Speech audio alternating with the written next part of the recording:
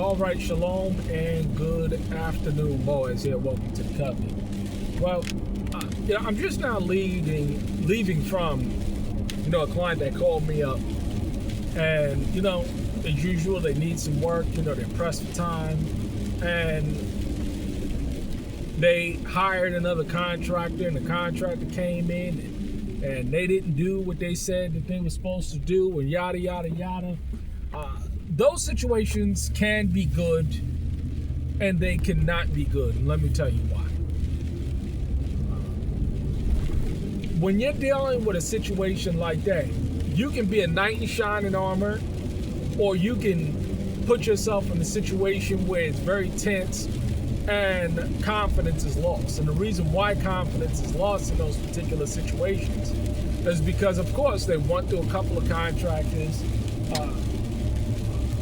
Folk quoted them, and then they turned around and they didn't do what they said that they was going to do. And then here you come in, you show up, and you say, I can deliver.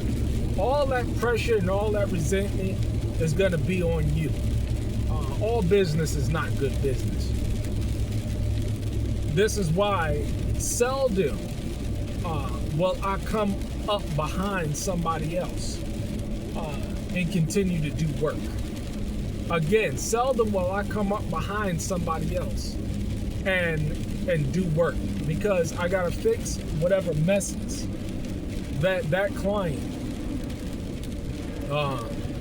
did, right? Or that previous contractor did. I gotta deal with the stress that these people are under. I gotta be on pins and needles. And typically what happens is that if somebody hires you and you got to come up behind somebody else, it's going to cost them more money. And already you have a situation where the client doesn't want to pay more money. You're going to turn around, and if you want to do it for the work that, for the price that they want, it's going to cost them more money. It's going to be a stressful situation.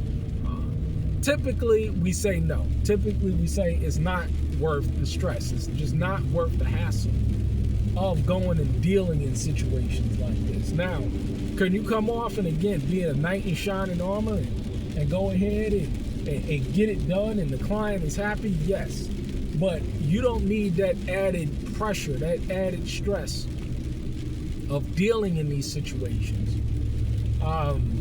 Because of the simple fact that after you engage in a client and something goes wrong, or if they're not happy, or you're not moving fast enough, then you got another situation there. It's like with breakups, right? And not all situations or scenarios where a contractor has been fired doesn't mean that